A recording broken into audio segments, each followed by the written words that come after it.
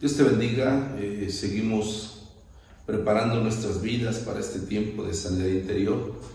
Hemos ido hablando algunos temas fundamentales y creo que el tema del día de hoy es bastante importante para que nosotros podamos lograr y alcanzar lo que de alguna manera estamos buscando. El tema de hoy es oración de guerra. La oración es fundamental en nuestro crecimiento espiritual. Siempre me gusta definir la oración de una manera muy práctica. Oración se define como hablar con Dios. Pero no solo quiero quedarme ahí, quiero que vayamos a lo que es la oración de guerra.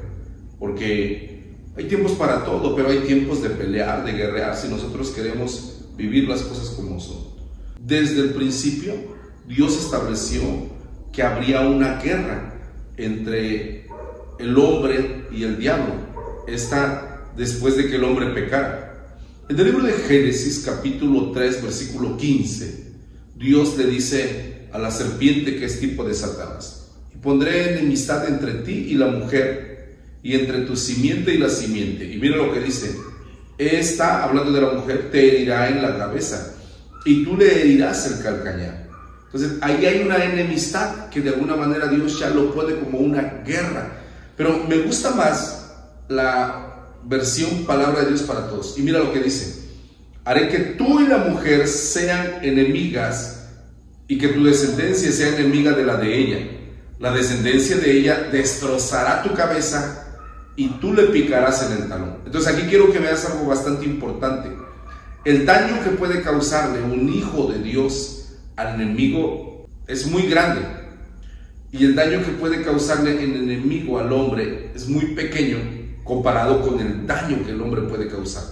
Te repito una vez más: la descendencia de ella destrozará tu cabeza, le dijeron al diablo, y tú le picarás en el talón. Los principales enemigos del hombre, hablando espiritualmente, son la carne, el mundo y el diablo.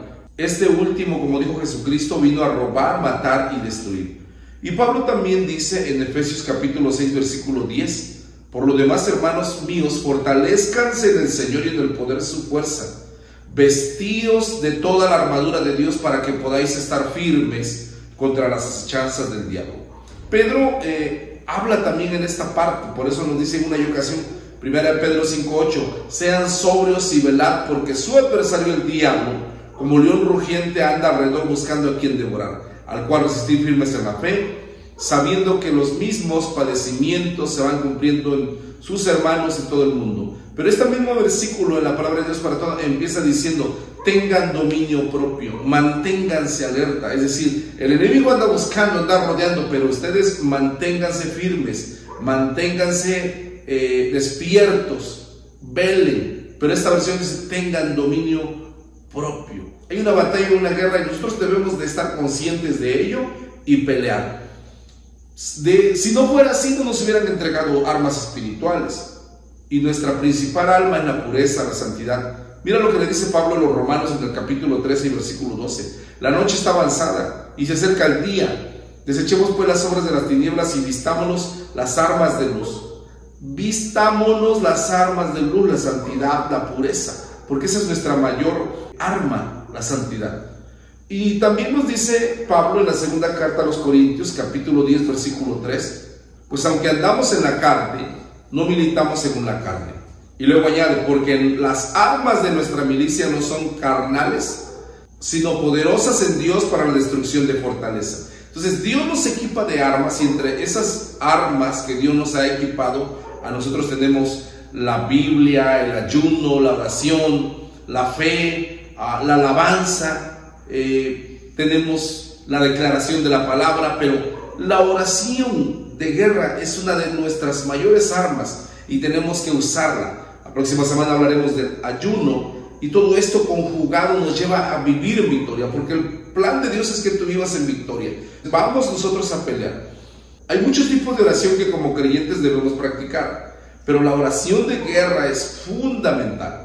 Muchas veces la iglesia se limita solamente a tener sus armas o a usarlas como un escudo para cubrirse de los ataques del maligno. Es decir, nuestras armas pareciera que fueran defensivas y no ofensivas. Y Dios quiere que nuestras armas sean ofensivas que destruyan la voz del enemigo. A veces la gente solamente se la pasa repitiendo el Salmo 91 o buscando de alguna manera cubrirse, ¿verdad?, de los males del enemigo, pero no ese es el plan de Dios. El plan de Dios es que nosotros nos levantemos como soldados, que verdaderamente batallemos y usemos la oración, una oración de guerra para lograr la victoria. Hay dos ingredientes principales para lograr la victoria. Quiero que veas en la segunda carta a los Corintios, capítulo 10, versículo 4, y te voy a leer una vez más, pero ahora en la versión NBI dice: las armas con que luchamos no son del mundo, sino que tienen el poder divino para derribar fortalezas. Por lo tanto, tus armas tienen el poder divino para derribar fortalezas. Tómalas, pelea, lucha y no pares hasta que veas lo que le has pedido a Dios. Hay algo más que nosotros debemos tener en cuenta, y es que hay dos ingredientes principales para que esta oración sea efectiva. La primera, tenemos que aprender a levantar nuestra voz. Muchas veces encontramos gente que habla muy fuerte, grita, ríe fuerte, pero a la hora de orar, oran muy tranquilos, oran muy pasivos, o la mayoría de los cristianos solamente irritan su rostro y están ahí susurrando. No, hay un momento para todo. Hay momentos de ser ministrados por Dios, de estar en la presencia del Señor, pero hay momentos de guerra, de batalla, que tenemos que decirle al enemigo: en el nombre de Jesús te vas. Que tenemos que romper, cortar cadenas que han estado ahí en nuestras vidas por siempre, pero tenemos que levantar nuestra voz. Esa es parte de nuestra batalla. En el libro de Jeremías 33:3 todos hemos leído esa parte, y dice: clama a mí y yo te responderé. Y esa palabra clamor nos lleva a entender que hay algo más que una simple oración. Clamor se define como un grito o voz que se expresa con vigor, con esfuerzo. Esta misma palabra clamor en el original es la palabra acosar. Su significado es perseguir sin tregua ni descanso a una persona para atraparla o a un animal para cazarlo. Entonces el clamor es levantar nuestra voz, hacer un esfuerzo para que de alguna manera podamos ver la libertad en todas las cosas. El segundo ingrediente que encontramos aquí es la persistencia. Muchas de las cosas que nosotros pedimos a Dios las miramos inmediatamente, o pedimos e inmediatamente recibimos, pero hay cosas que no son así. Hay cosas que son de batalla, nos llaman a orar, a clamar, a gemir, a insistir una y otra vez. Pablo dice: oren sin cesar. Y también nos habla en Efesios 6:18, dice: orando en todo tiempo con toda oración en súplica, y velando en ello con toda perseverancia y súplica por todos los santos. En la Biblia encontramos hombres y mujeres que han orado, clamado, que persistieron hasta ver lo que de alguna manera ellos pedían. Y en la vida como pastor he visto a mucha gente que clama, que pide, y me dicen: oré un año para ver esto, oré algunos meses, oré este tiempo, hasta que vi la mano de Dios. Por lo tanto, levanta tu voz, sé persistente, pelea la batalla a través de la oración. Uno de los impedimentos más grandes para nosotros orar y entrar en batalla, hermano, es el temor. A veces la gente tiene temor, y muchas veces hay cristianos o hasta líderes que nos han dicho: es que no tienes que orar por nadie, no tienes que meterte por allá, mira, te va a pasar esto, te va a pasar aquello. Yo recuerdo que en nuestros inicios había gente que nos decía: no oren por esto, va a pasar aquello. Sí, es cierto, debe haber cuidado, pero no tengas temor hasta eso. Y nos citaban un pasaje, por ejemplo, en Hechos 19:11, que hablaba de los hijos de Seba, aquellos exorcistas ambulantes que iban orando y que ellos vieron que Pablo oraba por alguien en el nombre de Jesús y quisieron usar lo mismo. Entonces fueron y le dijeron a los demonios: en el nombre de Jesús, el que Pablo predica. Y entonces los demonios le dijeron: bueno, a Jesús lo conozco, a Pablo también, pero ¿ustedes quiénes son? La Biblia dice que los hirieron, los desnudaron y se fueron huyendo. Pero mira, estos hombres no conocían a Jesús. Tú y yo lo conocemos. Hay autoridad en nuestras vidas.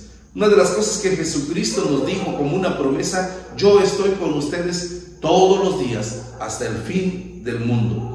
Y hay un versículo en el Evangelio de Lucas, capítulo 10, versículo 19, que para mí ha sido un lema, algo en lo cual he creído, que aun cuando ha habido momentos difíciles, yo digo: pero el Señor prometió esto. Lucas 10, 19: he aquí os doy potestad de hollar serpientes y escorpiones, y sobre toda fuerza del enemigo, y nada os dañará. Los 70 habían ido y habían venido asombrados, gozosos, porque los demonios habían salido, los enfermos habían sanado, habían pasado mil cosas, y les dijo Jesús: sí, yo vi cuando el enemigo fue derrotado y cayó del cielo, pero yo les doy autoridad, yo les doy poder. Te voy a leer la Biblia de las Américas. Y dice: miren que les he dado autoridad para pisotear serpientes y escorpiones y poder sobre toda fuerza enemiga. Y luego termina diciendo que Jesús: no habrá arma que les haga daño a ustedes. Refiriéndose a lo espiritual, en esta batalla que tenemos contra el enemigo, no hay nada que te pueda hacer daño. Dios está ahí para ayudarte. E Isaías 54:17 dice: ninguna arma forjada contra ti prosperará. Esto es lo que le está diciendo: ninguna arma que haya sido creada, fabricada para destruirte a ti, va a prosperar, porque Dios está contigo. Y nosotros debemos tener ánimo, porque creemos en un Dios que nos cuida, que nos guarda. Dios está contigo, no estás solo. Pablo dijo bien claro que no nos ha dado Dios espíritu de cobardía, sino de poder, de amor y de dominio propio. Quiero decirte algo más. Hay principios básicos en los cuales nosotros podemos confiar, apoyarnos en ellos y ver la victoria. Santiago capítulo 4, versículo 7, es un versículo muy pequeño y dice de la siguiente manera: someteos pues a Dios, resistid al diablo y huirá de ustedes. Aquí hay tres cosas que encontramos bastante importantes. La primera, someterse a Dios. Cada uno de nosotros tendríamos que aprender a someternos a Dios. Yo tengo una autoridad, pero mi autoridad no es propia. Tengo una autoridad delegada por Dios. Yo necesito estar sometido debajo de Dios, sometido al Señor, para que mi autoridad cause efecto. Si yo me salgo de la autoridad de Dios, yo pierdo mi autoridad. Yo dejo de someterme a Dios, la autoridad no va a funcionar. Segundo, resistir al diablo. Y esto tiene que ver con, no solamente es detener, no. Aquí en el original la palabra es oponerse y contradecir, es decir, va más allá de solo resistir, implica una acción ofensiva, atacar el reino enemigo, guerrear, levantar nuestro clamor a través de la oración, pelea, batalla. Y si nosotros nos sometemos a Dios y resistimos al diablo peleando en el nombre de Jesús, viene la tercera de ellas, y esta es maravillosa: huirá de ustedes. Es decir, si nosotros nos sometemos a Dios, resistimos al diablo, llegará el momento en que él huya. Y la palabra en el original, una es evitar, es decir, él te va a evitar. O la segunda, él va a querer escapar de ti. Mira que a veces el enemigo nos anda siguiendo porque nos ve indefensos, temerosos, pero dice la Escritura que si te sometes a Dios, si resistes, él va a huir de ti. Tenemos un enemigo derrotado. No minimicemos la situación, pero él está derrotado, hermano. Si nosotros nos sometemos delante de Dios, somos más que vencedores. Mira lo que dice Colosenses 2:15. Dios venció a todos los poderes y fuerzas espirituales a través de la cruz, desarmándolos y obligándolos a desfilar derrotados ante el mundo. Hay un enemigo derrotado. Tú y yo fuimos puestos en este mundo para pelear, pero hay una noticia bastante importante.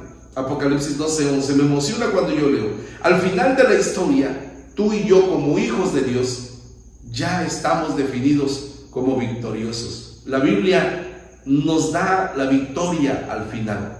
Apocalipsis 12:11. Y ellos le han vencido por medio de la sangre del Cordero y de la palabra del testimonio de ellos, y menospreciaron sus vidas hasta la muerte. Tú y yo aparecemos como vencedores al final de la historia. No te rindas. Yo te invito a que guerrees por tu vida. Si hay una situación que te ha mantenido atado, no te ha dejado libre, no te ha dejado avanzar, te ha tenido ahí algún problema en tu cuerpo físico, en el sentido espiritual o emocional, o aún en lo económico, en el área que sea, vamos a guerrear, vamos a pelear y creer que Dios está obrando. Pero también por nuestra familia, por nuestros hijos, por lo que está sucediendo aún en nuestra ciudad.